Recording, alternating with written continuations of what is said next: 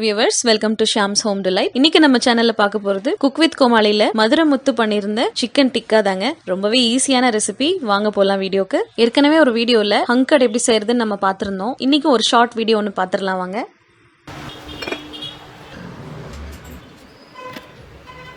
ஒரு கடாய் வச்சுட்டு நம்ம 1 டேபிள் ஸ்பூன் பட்டர் போட்டுக்கலாம். இதில் 2 டேபிள் ஸ்பூன் கடலை மாவு போட்டுக்கலாம்.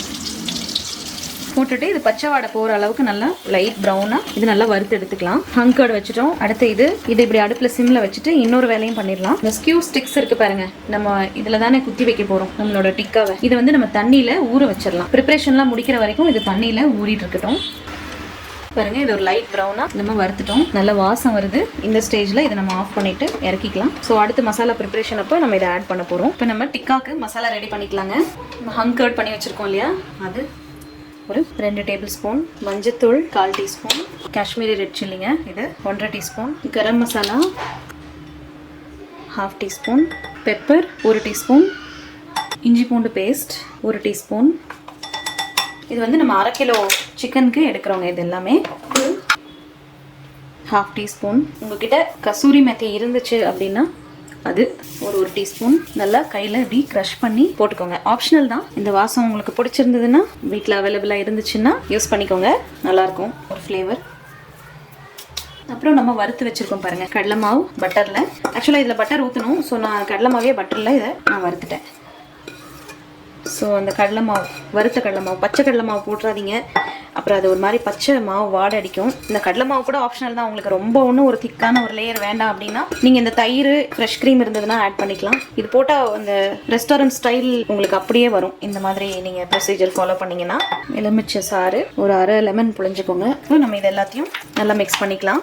உப்பு செக் பண்ணிக்கோங்க, பத்தலைன்னா ஆட் பண்ணிக்கோங்க. இந்த மிக்சரில் புளிப்பும் உப்பும் பத்தலை. ஸோ நான் என்ன பண்ண போகிறேன்னா ஒரு 1/2 டீஸ்பூன் ஆம்ச்சூர் பவுடர் இல்லைன்னா சாட் மசாலா. நான் ஆம்ச்சூர் பவுடர் போடுறேன். உங்ககிட்ட 2ல் ஏதோ ஆப்ஷன் இருக்கோ அதை போட்டுக்கோங்க. ஏன்னா சாட் மசாலாலையும் ஆம்ச்சூர் பவுடர் இருக்கும். இல்லை இன்னும் கொஞ்சம் லெமன் கூட நீங்கள் புழிஞ்சிக்கலாம். அப்படி ஆப்ஷன் இல்லைன்னா நான் இன்னும் கொஞ்சம் உப்பு ஆட் பண்ணிக்கிறேன்.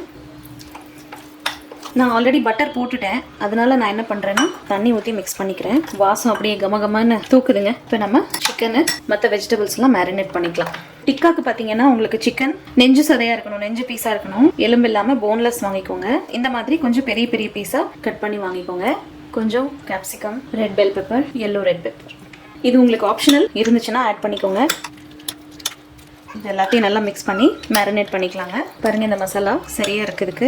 ஸோ இந்த ரேஷியோ 1/2 கிலோக்கானது. ப்ளஸ் நீங்கள் எதாவது வெஜிடபிள்ஸ் போடுறதா இருந்தாலும் அதுக்கும் சரியாக இருக்கும். இப்போ இந்த மசாலாவை போட்டுட்டு நம்ம ஒரு 1/2 அன் ஹவர் இதை மேரினேஷனுக்கு வச்சிடலாம். அதுக்கப்புறமா எடுத்து நம்ம இதை ப்ரிப்பேர் பண்ணிக்கலாம்.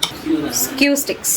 இப்போ இதில் இந்த ஸ்டிக்ஸில் நம்ம ஒவ்வொன்றா இந்த சிக்கனை குத்தி ரெடி பண்ணிக்கலாங்க டோஸ்ட் பண்ணுறதுக்கு. இந்த ஸ்டிக்கை வந்து தண்ணியில் ஊற வச்சிட்டிங்கன்னா ஈஸியாக நம்ம குத்துறதுக்கு அந்த கறி உள்ளே போகும். இதில் வெங்காயமும் பெருசு பெருசாக இந்த மாதிரி வெட்டி நம்ம சேர்த்துக்கலாம். இப்போ நம்ம இந்த குச்சியில் இதோட ஃபினிஷ் பண்ணிக்கலாம். நம்ம பிடிக்கிறக்கும் இடம் வேணும் பாருங்கள். இது மாதிரியே நம்ம அடுத்த ஸ்டிக்ஸும் ரெடி பண்ணிக்கலாங்க. இப்போ இந்த மாதிரி ஒரு தவா வச்சுட்டு, நான்ஸ்டிக்காக இருந்தால் பெட்டருங்க, நம்ம கிரீஸ் பண்ணிக்கலாம்.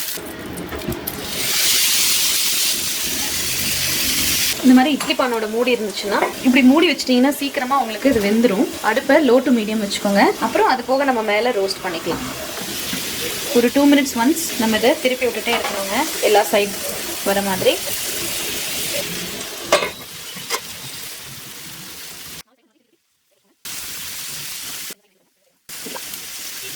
இப்போ வேகாத சைட்ஸ் ஏதாவது இருந்துச்சுன்னா அதை பார்த்து வேக வச்சுக்கோங்க. இது நம்ம ஆல்ரெடி பட்டரில் தான் போட்டிருக்கோம் இந்த மசாலா, அதனால் எண்ணெய் ஊற்ற தேவையில்லை. சப்போஸ் உங்களுக்கு ட்ரையாக தெரிஞ்சிச்சுன்னா நீங்கள் லைட்டாக கிரீஸ் பண்ணிக்கோங்க, பட்டரோ எண்ணெயோ. ஆச்சுங்க நம்மளோட டிக்கா. இப்போ அதை நம்ம எடுத்துக்கலாம். பாருங்கள், நம்மளோட டிக்கா, சிக்கன் டிக்கா எவ்வளோ சாஃப்டாக ஜூஸியாக ரெடி ஆயிடுச்சுன்னு. வாங்க நீங்களும் சாப்பிட்லாம். இந்த வீடியோ உங்களுக்கு பிடிச்சிருந்துன்னா மறக்காமல் லைக் பண்ணுங்கள். உங்களோட ஃபீட்பேக் எங்கள் கூட ஷேர் பண்ணுங்கள். தேங்க்ஸ் ஃபார் வாட்சிங்.